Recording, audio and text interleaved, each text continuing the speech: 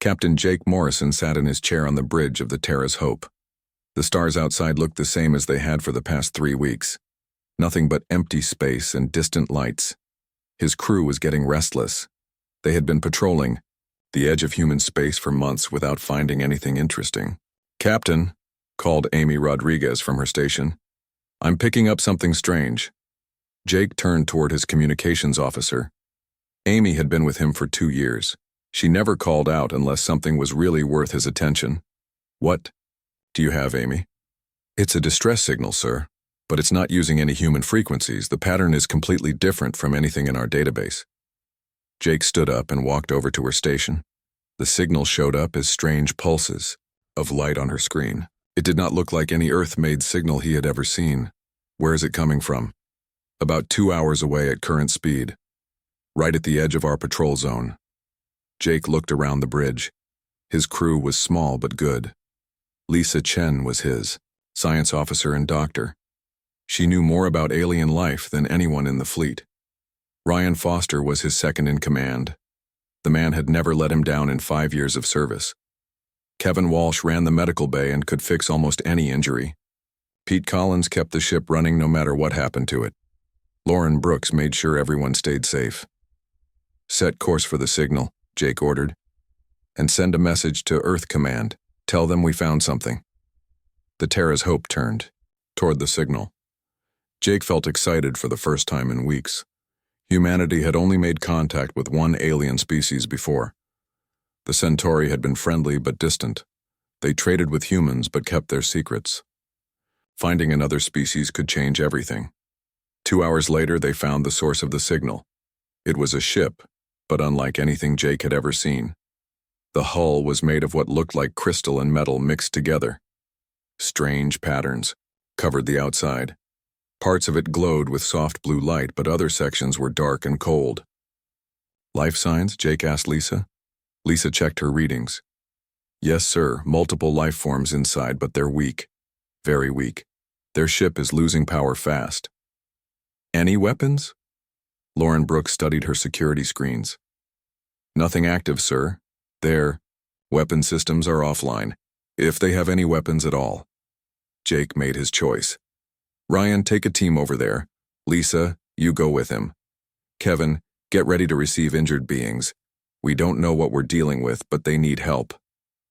Ryan nodded. "How many should I take?" "Small team. You, Lisa, Pete, and 2 security officers. If it's a trap, I don't want to lose everyone." The team put on their spacesuits and crossed to the alien ship through a connecting tube. Jake watched from the bridge as they entered the strange vessel. The minutes felt like hours. Finally, Ryan's voice came through the radio. "Captain, you need to see this." "What did you find?" 3 different species, sir, all of them in bad shape. They're scared and hungry. One of them is trying to talk to us, but we can't understand the language." Jake felt his heart beat faster. 3 species on one ship? That had never happened before. "Bring them over to our ship, all of them. Kevin, clear the entire medical bay." "Sir, shouldn't we ask Earth Command first?" Amy asked. Jake looked at the alien ship on his screen. It was falling apart. The beings inside would be dead within hours if they did nothing. "Earth Command is 3 days away by radio," Jake said.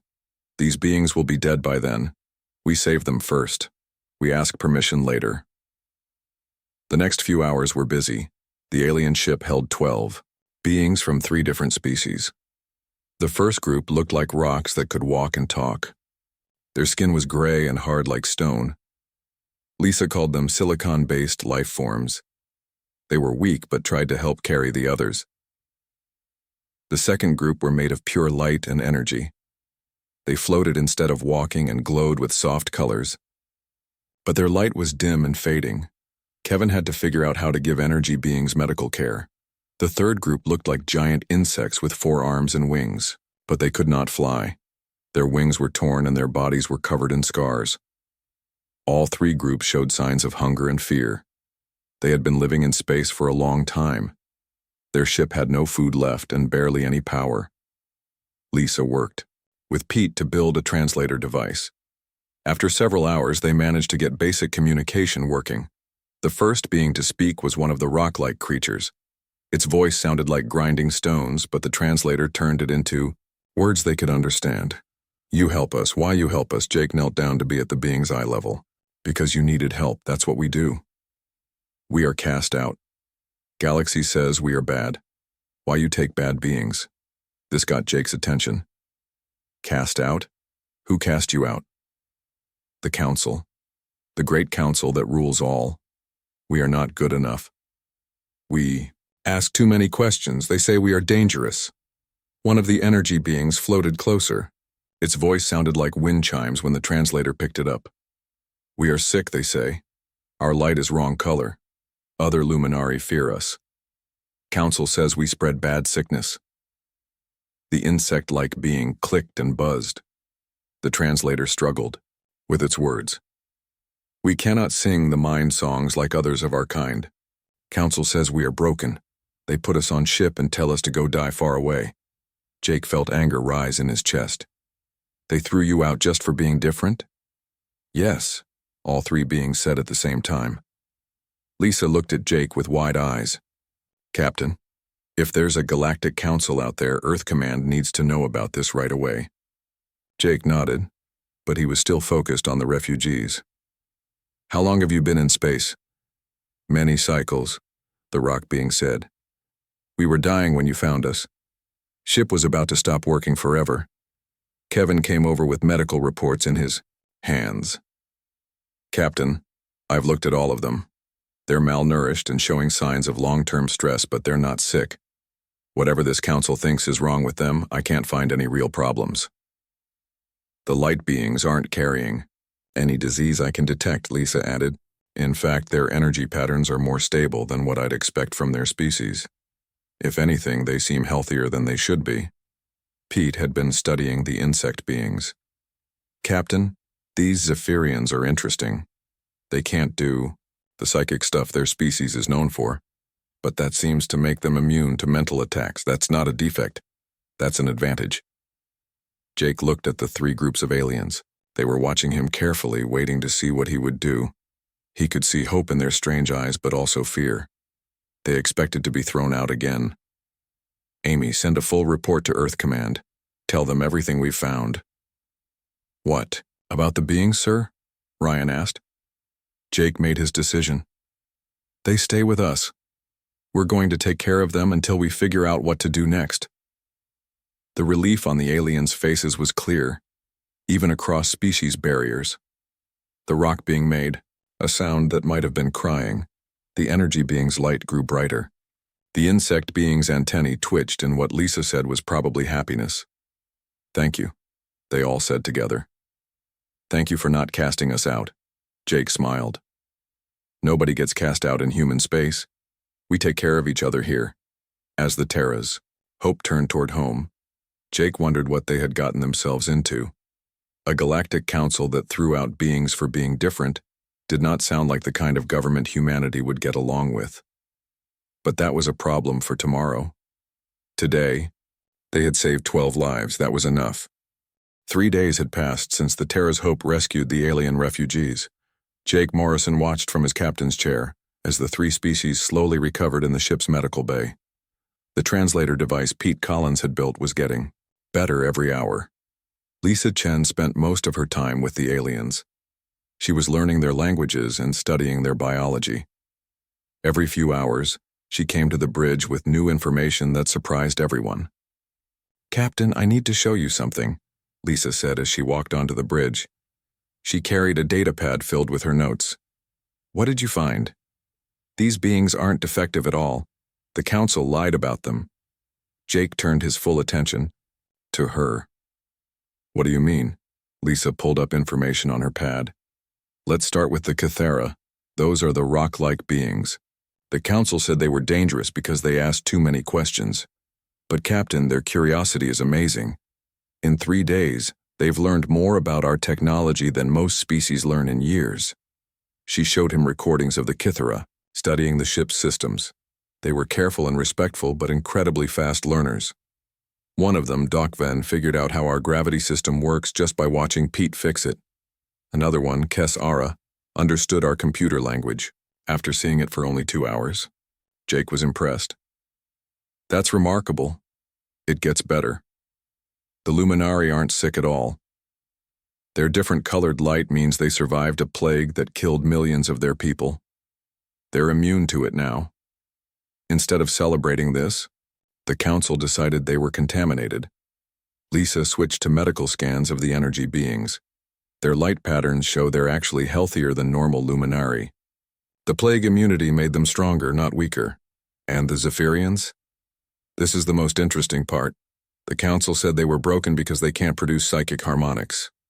But Captain, that's not a weakness. It's a strength. Lisa showed him brain scans of the insect-like beings.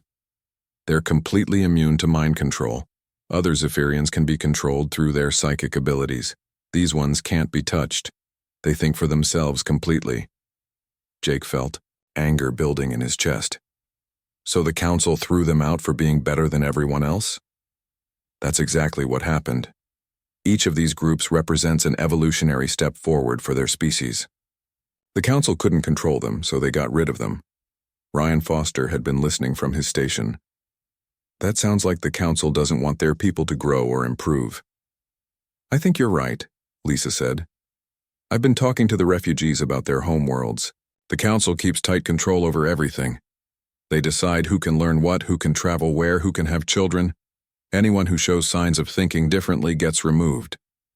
Pete Collins looked up from his engineering station. I've been working with some of the Kithra on our power systems. They have ideas that could improve our efficiency by 30%. Their minds work in ways we never thought of. Amy Rodriguez suddenly straightened at her communication station. Captain, incoming message from Earth Command, priority level. Jake felt his stomach drop. He had been expecting this call. Put it on screen. Admiral Betty Kane appeared on the main view screen. She looked tired and worried. Captain Morrison, I've received your report about the alien refugees. We need to talk. Yes, Admiral. I'm sending you encrypted files about something called the Galactic Council. We've been in communication with them for the past 6 months. They're coming to Earth for first contact negotiations. Jake exchanged glances with his crew. This was big news. Admiral Kane continued. Captain, they specifically asked about contaminated vessels that might have entered human space. They want their property back. Property? Jake's voice was sharp. That's what they called the refugees. They don't consider them people anymore. They want them returned for proper disposal. Jake felt sick. Disposal? The council representative was very clear. These beings are genetic mistakes that threaten galactic stability. They must be eliminated to prevent contamination of the gene pool. Lisa stepped forward. Admiral, these beings aren't mistakes. They're evolutionary advances. The council is lying. Admiral Kane looked surprised. Dr. Chen, are you certain? Completely certain. Each group shows improvements over their base species. The council is removing anyone who might threaten their control. The Admiral was quiet for a long moment. Captain Morrison, this puts us in a very difficult position. The Galactic Council controls trade routes, technology, and resources for thousands of worlds. They could destroy us or make us incredibly wealthy. What are your orders, Admiral? I'm coming to your position with a small fleet. We need to study these beings and figure out what to do. The Council delegation will arrive at Earth in 2 weeks. We need answers before then. The transmission ended. The bridge was quiet for a moment. Captain? Amy said softly. I'm getting reports from other human colonies. Word is spreading about the refugees. What kind of reports? Protests, sir. On New Texas, New California, even Earth itself. Humans are demanding that we protect the refugees.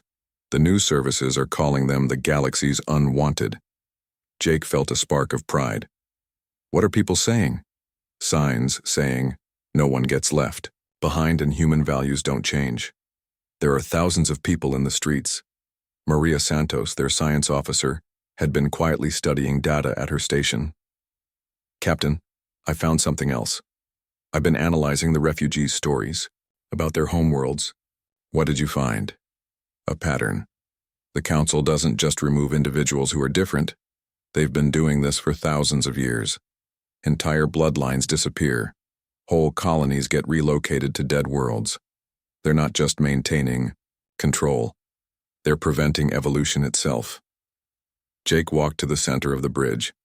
Why would they do that? I think they're afraid, Maria said. If these species evolve too much, they might become threats to the Council's power. Pete looked up from his work. Captain, the Kithara have been telling me about their history. Their people used to be explorers and inventors. Over the centuries, the Council slowly made exploration illegal. They made asking questions a crime. They turned a race of scientists into miners and builders. The Luminari used to be artists and philosophers, Lisa added. The Council made their art illegal. They said individual creativity was dangerous to social harmony. And the Zephyrians were once independent traders, Ryan said. The Council forced them into collective thinking patterns. Anyone who couldn't be controlled was labeled defective. Jake felt the full weight of what they had discovered. They're not just controlling these species, they're destroying them. Slowly and carefully, Maria agreed.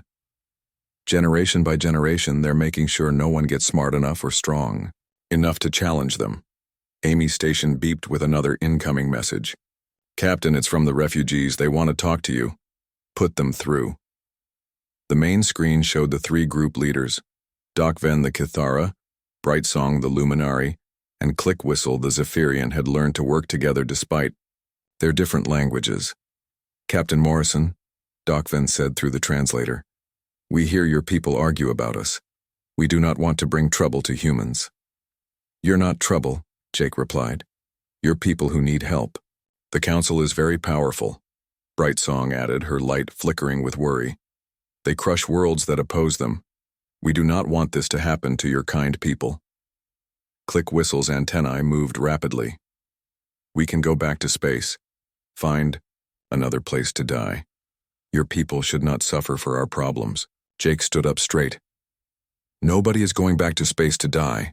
You're under human protection now. But your Admiral lady says Council is coming.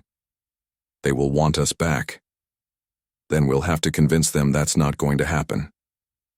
The three alien leaders looked at each other. Even across species barriers, Jake could see their amazement. You would fight the Council for us?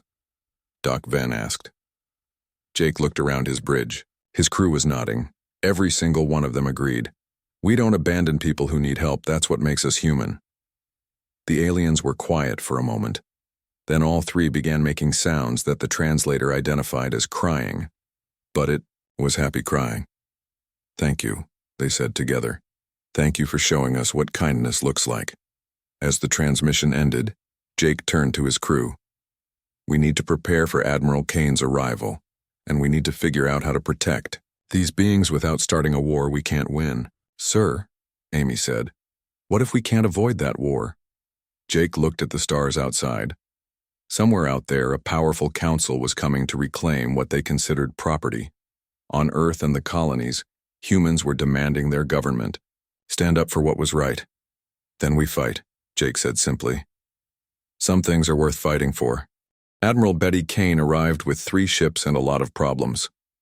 Jake Morrison watched from the bridge of the Terra's Hope as the Admiral's flagship came alongside them. He could see the worry on her face through the view screen even before she spoke. Captain Morrison, we need to talk. Now. 20 minutes later, Jake sat in the Admiral's conference room. The walls were covered with star maps and reports. Betty Kane looked like she had not slept in days. Jake, do you understand what you've done? I saved 12 lives, Admiral. You've started a political crisis that could destroy humanity's future in the galaxy. Jake kept his voice calm. Tell me what's happening. Betty pulled up a holographic display. The Galactic Council controls over 10,000 worlds. They have technology we can't even imagine. Their ships could turn Earth into dust in minutes. What do they want? Complete surrender of the refugees. No questions asked. They also want you and your crew to face trial for interfering with Council justice. Jake felt anger rise in his chest. Justice? They were going to let those beings die in space. The Council doesn't see it that way. They say you stole their property and contaminated human space with genetic defectives. Betty switched the display to show news reports from across human space. Thousands of people filled the streets on dozens of worlds. Signs demanded protection for the refugees. Protesters chanted outside government buildings. The people won't stand for giving them up, Jake said. I know. President Catherine Hayes is getting 10,000 messages an hour. All of them say the same thing. Protect the refugees. Betty sat down heavily. But Jake, we're talking about war. With a power that makes us look like children with sticks, what does the president want to do? She's torn. The smart political move is to hand over the refugees and make nice with the council, but every human colony is threatening rebellion if she does that. Jake studied the news reports. People held pictures of the refugees. Children drew pictures of the rock-like Kithara and the glowing luminary. The whole human race seemed to have adopted these alien outcasts. There's something else, Betty continued. We're getting reports from our deep space stations. More ships are coming. Council ships, refugee ships, dozens of them. Word is spreading through the galaxy that humans will help outcasts. They're all heading for human space. Jake felt his stomach drop. How many beings are we talking about? Intelligence estimates thousands, maybe tens of thousands. All of them cast out by the council for being different. The door to the conference room opened. Lisa Chen walked in with Pete Collins and Maria Santos. They all looked excited. Admiral, Lisa said, you need to see what we've discovered. Betty waved them to chairs. What now? Lisa activated her datapad. We've been studying the refugees and their stories. The pattern is bigger than we thought. Images appeared in the air above the table. Star maps with marked worlds and trade routes. The council isn't just controlling their member species, Maria said. They're farming them. Farming? Jake asked. Pete pulled up technical data.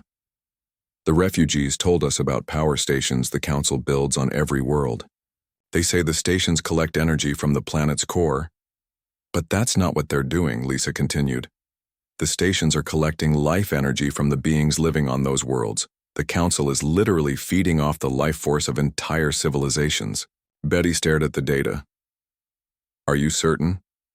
The luminary confirmed it, Maria said. Their plague immunity let them see energy patterns other beings can't. The council stations drain a little bit of life from every being on every world they control. That's why they remove anyone who evolves too far, Lisa added. Advanced beings produce more life energy, but they're also harder to control. The council keeps everyone at just the right level. Smart enough to be useful, but not smart enough to rebel. Jake felt sick. They're energy vampires on a galactic scale. Exactly. And the beings they cast out are the ones who figured it out or became immune to the draining process. Betty was quiet for a long moment. If this is true, then the council isn't just oppressing these species. They're slowly killing them.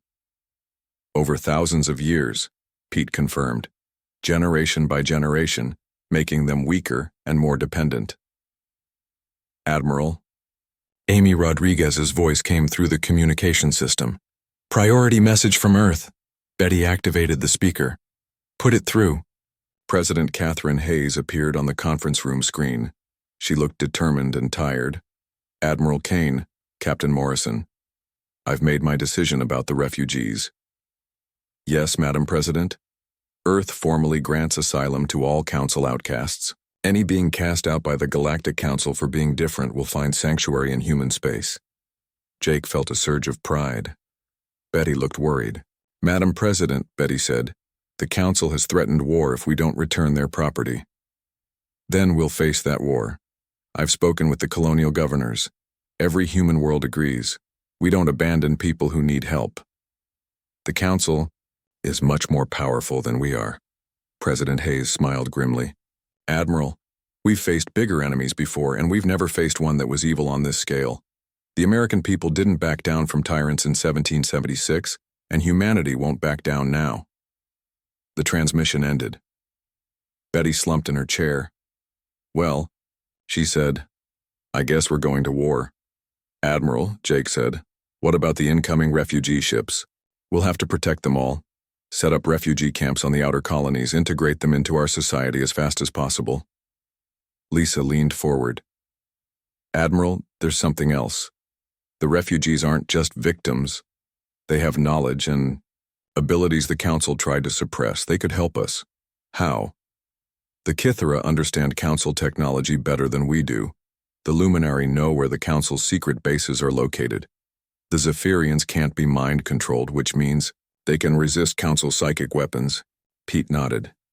Admiral, working with the refugees has already improved our own technology. If we have thousands of them, we might be able to level the playing field. Betty stood up and walked to the star map. How long do we have? The Council diplomatic ship will arrive at Earth in 10 days, Maria said, but their main fleet won't be far behind. And the refugee ships? First ones will start arriving in 3 days. After that, we could have new arrivals every day for months. Betty turned back to the group. All right, here's what we do. Jake, you take the Terra's Hope and start coordinating refugee rescues. I want every Council outcast who reaches human space to survive. Yes, Admiral. Lisa, I want you to head up a new department, Xenospecies Integration. Figure out how to turn refugees into allies as fast as possible. I can do that. Betty looked at Pete. Collins, you're now head of Joint Technology Development. Human-alien teams working together to improve our defenses. Understood, Admiral. Maria, I need you to analyze everything we know about Council technology and tactics. Find their weaknesses. Betty sat back down. People were about to face the biggest challenge in human history. A galactic empire that has ruled for thousands of years is coming to crush us for daring to show compassion. She looked around the table. But we're not just fighting for ourselves anymore. We're fighting for every species the Council has oppressed, every being they've cast out, every civilization they've drained dry. The stakes couldn't be higher, Jake said. No, they couldn't. If we lose, humanity becomes another energy source for the Council. If we win, we free the entire galaxy from thousands of years of oppression. Betty stood up again. But here's what the Council doesn't understand about humans. We get stronger when we're protecting others.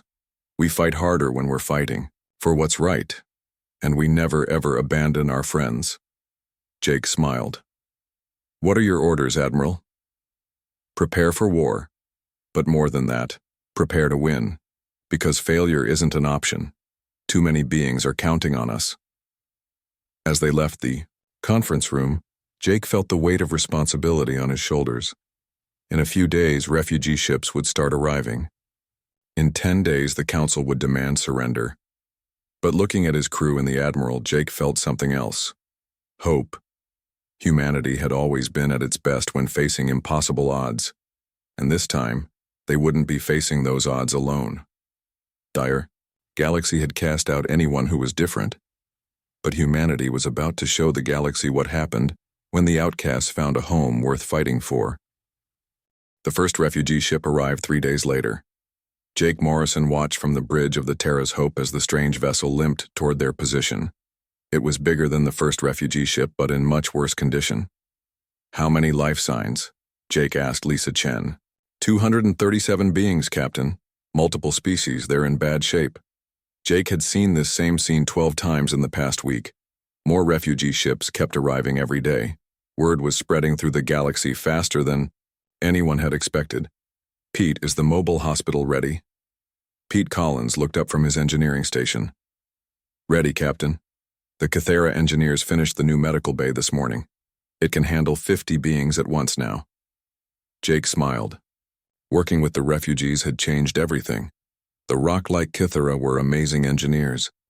They had redesigned the Terra's Hope systems to be 3 times more efficient. The energy being Luminari powered the ship's weapons beyond their normal limits. The insect-like Zephyrians coordinated rescue operations with perfect timing. Amy? Send word to Admiral Kane. Another ship full of outcasts needs help. Amy Rodriguez nodded. Already done, Captain. The Admiral says the refugee camps on New Arizona are almost full. We'll need to start using New Colorado next. The refugee crisis was growing every day. Humanity had welcomed over 5,000 outcasts in just 1 week. They came from dozens of different species.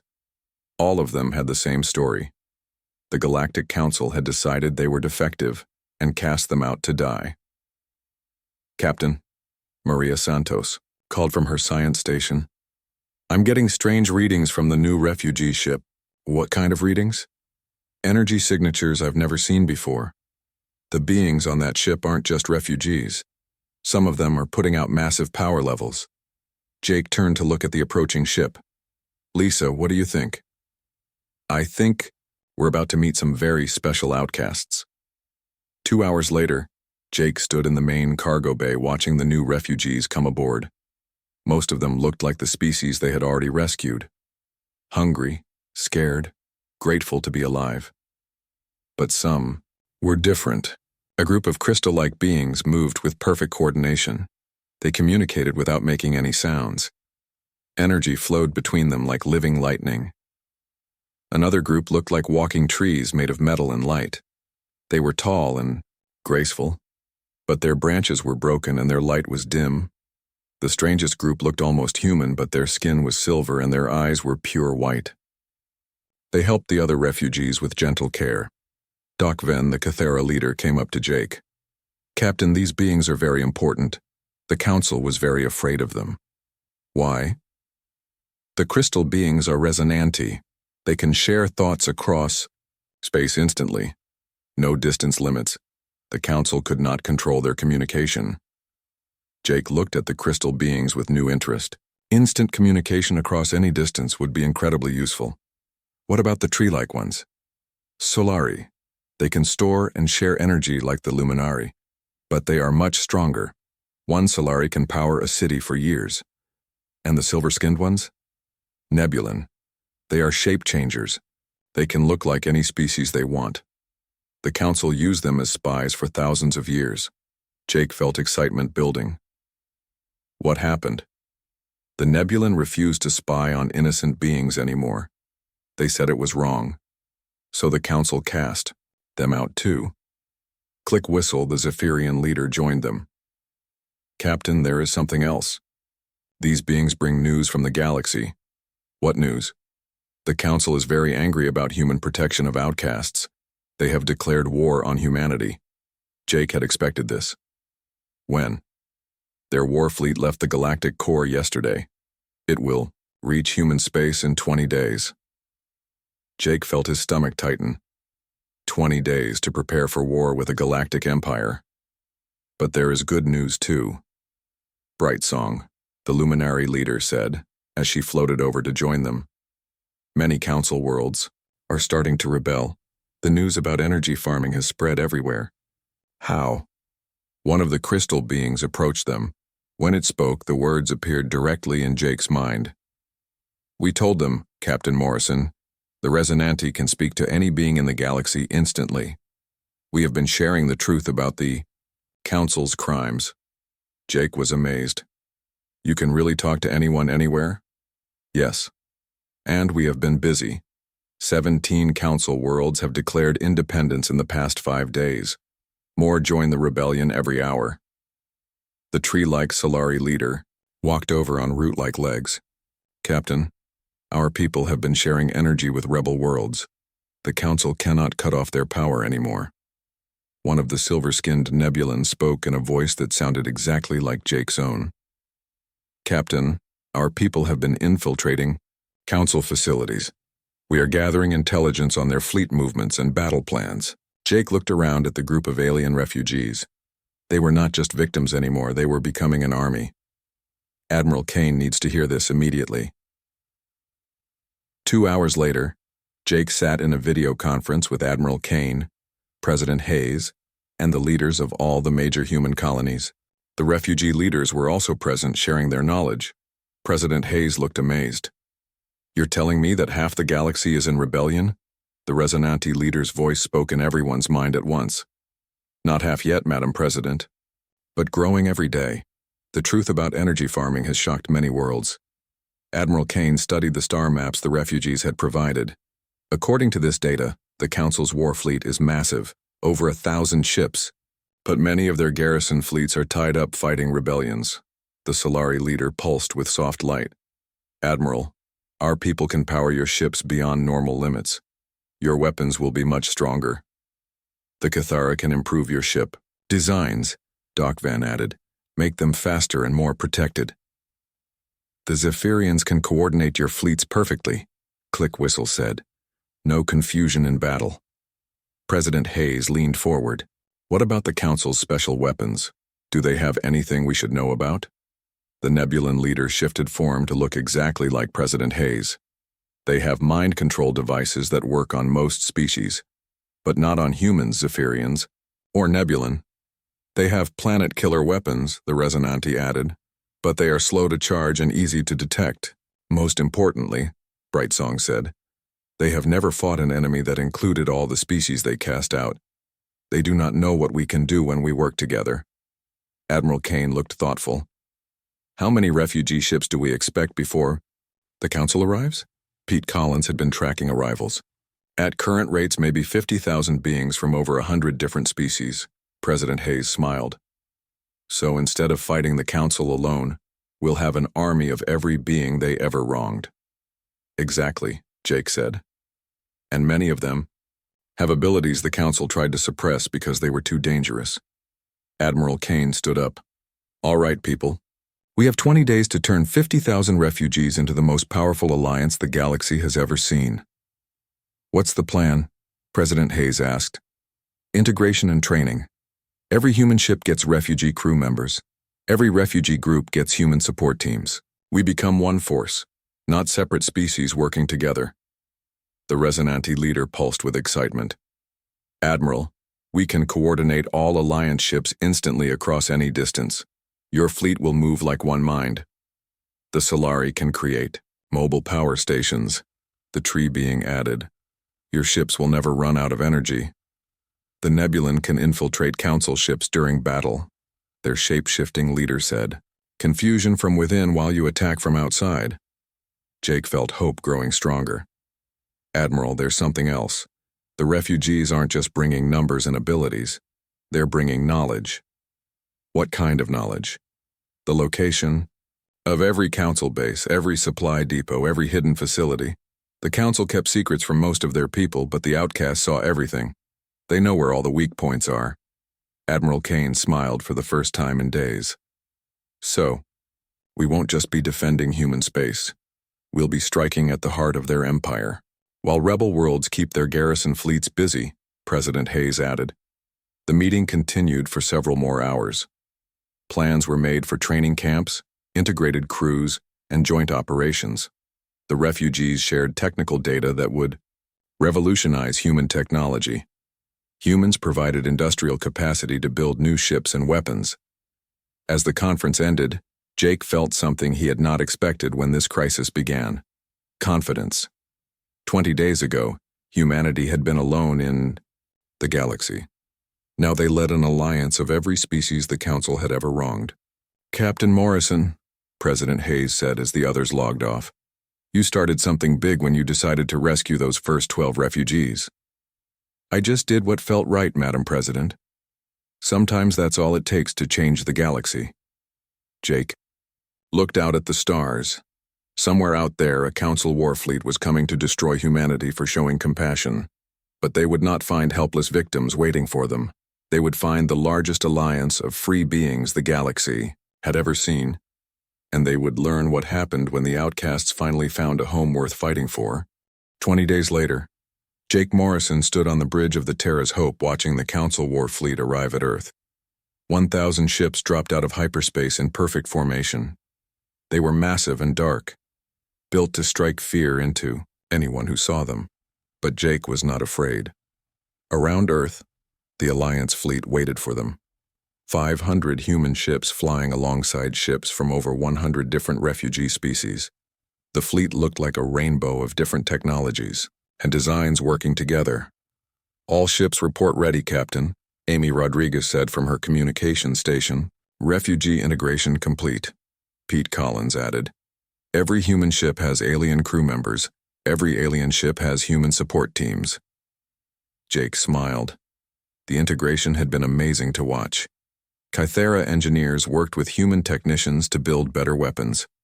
Luminary energy beings powered human ships beyond their normal limits. Zephyrian coordinators made sure every ship in the fleet moved in perfect harmony. Captain, Maria Santos called from her science station. The Council fleet is broadcasting a message. Put it on screen. A tall, pale being appeared on the view screen. It wore elaborate robes and a crown of black metal. Its eyes were cold and empty. I am Supreme Hegemon Vex Kaplan of the Galactic Council. You will surrender the stolen property immediately. You will also surrender your leaders for trial and execution. Jake stood up. This is Captain Jake Morrison of the Alliance Fleet. We don't negotiate with slavers and murderers. The hegemon's face twisted with anger. You dare speak to the council with such disrespect? You are nothing but primitives who harbor genetic refuse. The beings you call refuse are our allies and friends. They've made us stronger than we ever thought possible. Impossible. The defectives are weak and broken. That is why we cast them out. Jake looked around his bridge. Doc Ven the Cathera was at the engineering station, making the ship run better than ever. Brightsong the Luminari was charging their weapons with pure energy. Click Whistle the Zephyrian was coordinating with the entire fleet through perfect mental discipline. You're about to learn how wrong you are. The transmission ended. The Council fleet began moving toward Earth in a massive attack formation. All ships, Jake announced over the fleet communication system.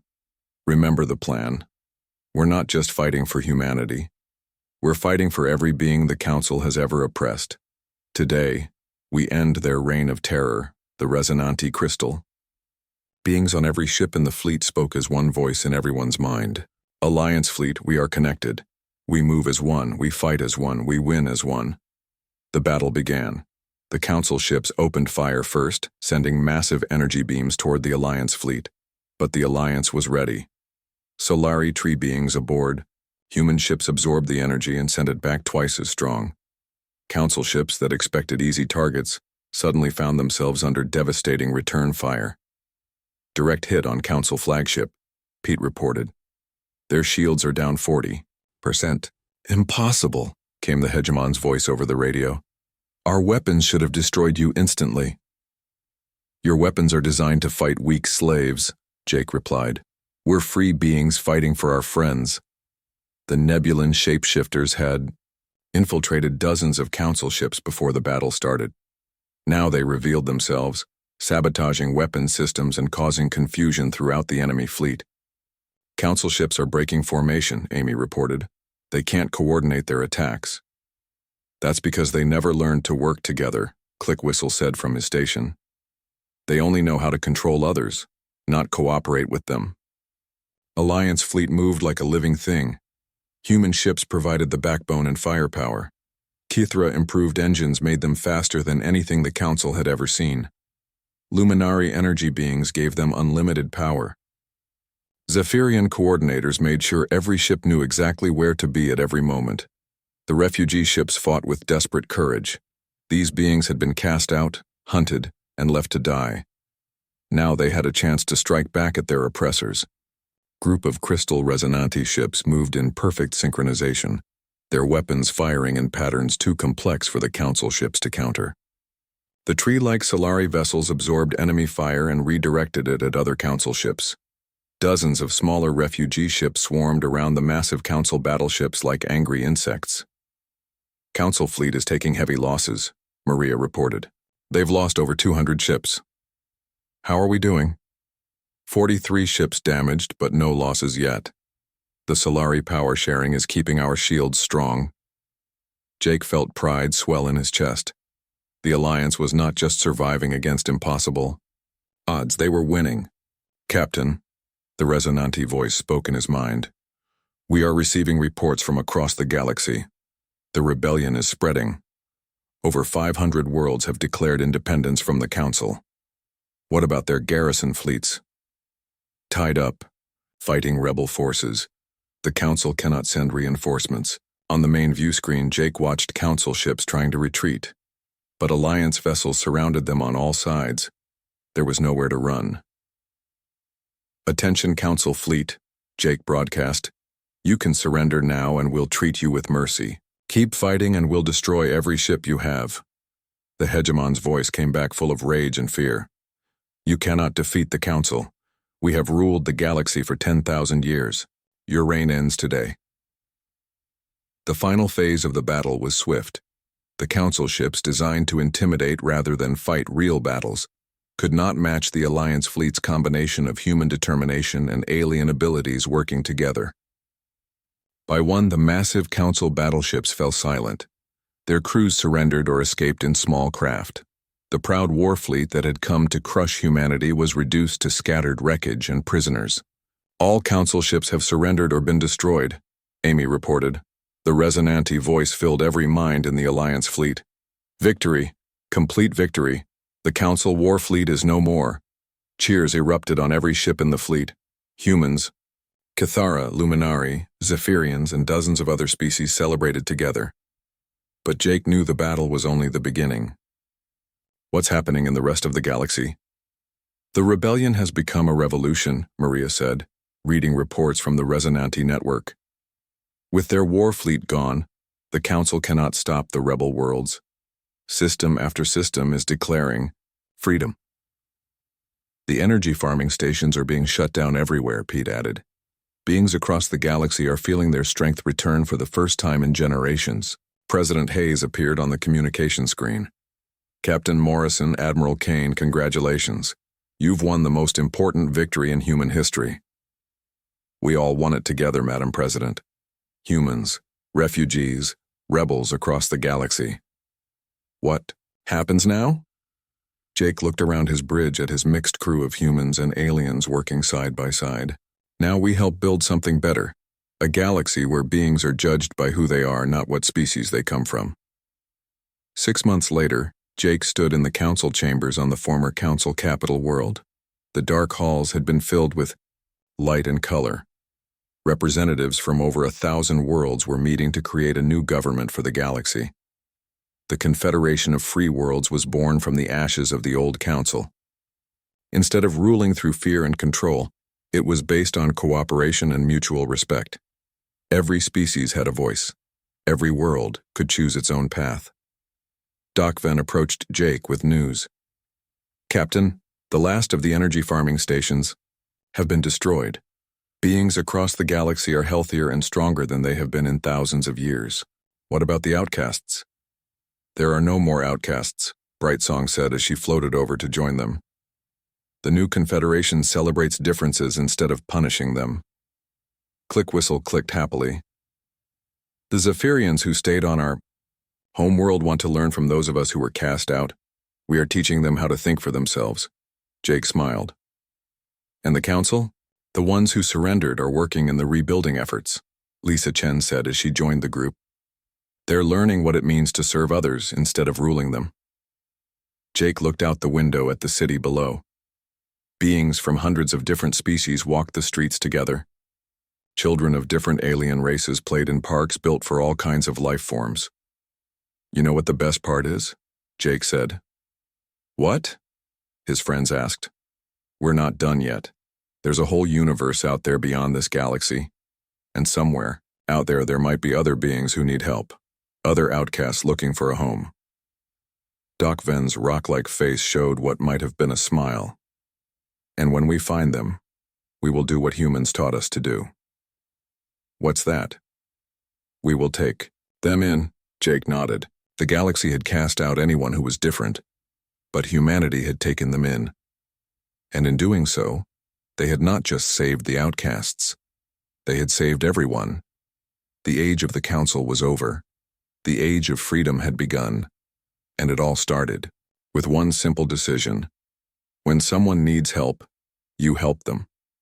That was the human way. And now, it was the galactic way too.